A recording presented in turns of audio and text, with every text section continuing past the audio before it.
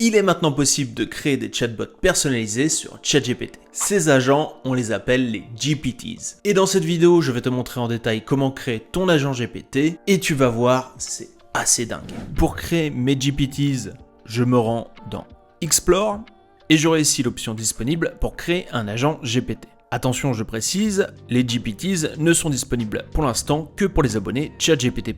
Pour créer mon GPT, je vais donc utiliser le Builder. Pour l'instant, celui-ci n'est disponible qu'en anglais, par contre, il comprend les instructions en français. Pour ce test, j'ai décidé de créer un agent GPT capable d'écrire un scénario, et plus particulièrement le scénario du film Retour vers le futur 4. Je vais donc lui donner les instructions, donc je commence avec quelque chose de simple, on va pouvoir affiner par la suite. Le builder me demande comment je souhaite nommer mon agent, on va lui donner un nom en français et on va l'appeler scénariste GPT. Le builder est en train de nous générer une image de profil, et c'est parti pour entamer mon dialogue avec le builder pour mieux affiner la personnalité et le comportement de mon agent GPT. À droite, on aura la preview de ce que peut donner notre agent GPT et on peut tester en live ses réactions. Exemple, je vais donner au builder une instruction, je veux que mon agent GPT me parle en français. Et du coup là, si je le teste, celui-ci me répond bien en français. Donc vu qu'avec cet agent GPT, on veut écrire la suite de Retour vers le futur, eh bien on va lui préciser. Donc là, je lui ai carrément dit qu'il avait l'expérience des 3 premiers Retour vers le futur et qu'il souhaitait vraiment écrire le 4. Mon agent GPT continue de se paramétrer. Je vais lui demander également de communiquer avec moi de manière plutôt relaxe. Au niveau du comportement, c'est pas mal, et pour aller plus loin, je vais aller dans l'onglet Configure. Notez là, je vais pouvoir changer le nom, la description, et ajouter ou supprimer des instructions. Je peux également régler les questions de base qui s'affichent ici, si jamais j'ai envie de mettre un raccourci qui va me permettre de le solliciter plus rapidement sur une question que je vais me poser à chaque fois. Et là, il y a une partie intéressante, la partie Knowledge. On va pouvoir donner de la documentation à notre agent GPT, et justement, on va lui donner les 3 premiers scénarios de Retour vers le futur. Et on va également lui donner un ouvrage qui est spécialisé dans l'écriture de scénarios.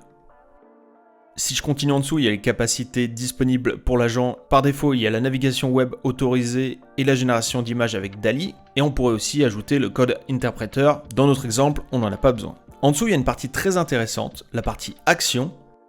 C'est la partie qui va nous permettre de configurer notre agent GPT pour lui faire réaliser des actions extérieures grâce à l'API d'OpenAI. Il y a des exemples prédéfinis ici, un exemple de schema qui nous permettrait de récupérer des datas sur la météo. Alors j'avoue, c'est une partie que je maîtrise pas encore assez bien pour la présenter. Je vais devoir l'étudier un peu plus de mon côté, et si dans le futur j'arrive à créer un agent GPT qui permet d'effectuer des opérations extérieures, je n'hésiterai pas à faire une vidéo sur le sujet. Notre modèle est prêt, on va pouvoir le sauvegarder, et là on va pouvoir choisir s'il est publié simplement dans notre chat GPT, disponible pour toutes les personnes qui possèdent le lien d'accès, ou alors directement public. Nous on va le rendre public. Et on confirme. On retrouve notre agent GPT dans notre barre de menu à gauche. On peut le sélectionner à tout moment quand on se connecte à ChatGPT. Et donc c'est parti, on va voir ce que ça donne. On va lui demander directement de nous écrire le scénario du film Retour vers le futur 4.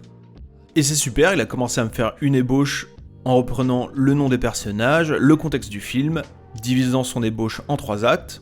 Et également en scène. On va continuer le travail, je vais lui demander d'écrire les dialogues de la scène 1.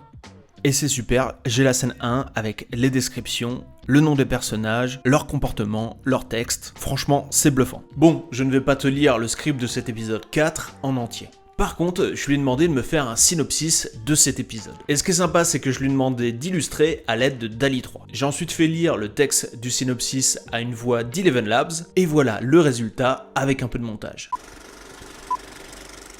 Après des années de vie tranquille à Hill Valley, Marty McFly et Jennifer Parker sont soudainement replongés dans l'aventure lorsque Marty découvre un message cryptique laissé par le Doc, son vieux compagnon de voyage dans le temps.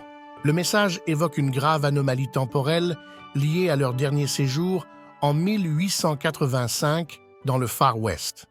Marty retrouve le Doc qui a maintenant construit une nouvelle machine à voyager dans le temps sous forme de moto. Ensemble, ils retournent en 1885 et découvrent une réalité altérée. Biff Tannen, l'arrière-grand-père de leur ennemi, a mis la main sur un fragment de la DeLorean et utilisé sa technologie pour devenir un tyran local, contrôlant Hill Valley d'une main de fer. Le Doc et Marty apprennent que Clara Clayton, la femme du Doc, ainsi que leurs enfants, Jules et Verne, sont en danger. Biff les retient en otage pour forcer le Doc à lui révéler davantage de secrets sur le voyage dans le temps. Marty et le Doc unissent leurs forces avec les habitants de Hill Valley pour combattre Biff et libérer Clara et les enfants.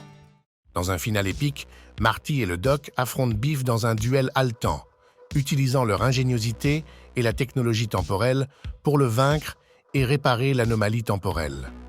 Après une série de péripéties haletantes et de moments émouvants, ils parviennent à rétablir l'ordre temporel. Le film se termine avec le retour de Marty, Jennifer et le Doc en 1985.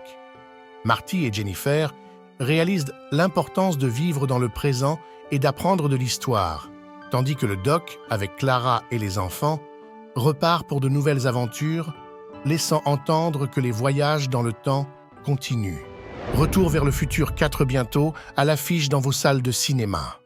Les GPTs vont véritablement faire évoluer la façon dont les utilisateurs ont d'interagir avec ChatGPT. D'autant plus qu'un store où chacun peut partager ses GPTs avec la communauté est en cours de déploiement. D'ailleurs, Sam Altman a également précisé qu'OpenAI rémunérera les créateurs dont les GPTs seront le plus utilisés. Au moment où j'enregistre la vidéo, seuls les GPTs d'OpenAI sont accessibles depuis ChatGPT, mais des utilisateurs ont déjà publié les listes des GPTs les plus utilisés. Vu qu'on peut accéder aux GPTs via un lien, la communauté a commencé à s'échanger les liens de leurs GPTs et on retrouve donc des listes de GPTs à essayer et on peut notamment trouver celui créé par Zapier ou encore celui créé par Canva. Je t'ai mis un lien qui liste les GPTs les plus utilisés en description de la vidéo. La vraie innovation avec l'arrivée de ces GPTs, c'est l'interopérabilité. Avec la possibilité d'autoriser notre agent GPT à opérer des actions extérieures via l'API. Sur ce dernier point, je t'avoue que mes connaissances sont encore assez floues. Et si j'arrive à créer un agent GPT capable d'effectuer des actions extérieures, je ferai une vidéo sur le sujet. Merci d'avoir suivi cette vidéo. Au passage, le meilleur moyen de suivre les tests qu'on fait avec les différents outils IA, c'est de t'abonner à notre newsletter. Le lien pour t'abonner est en description et en commentaire épinglé. Merci et à bientôt sur le Labo des réseaux.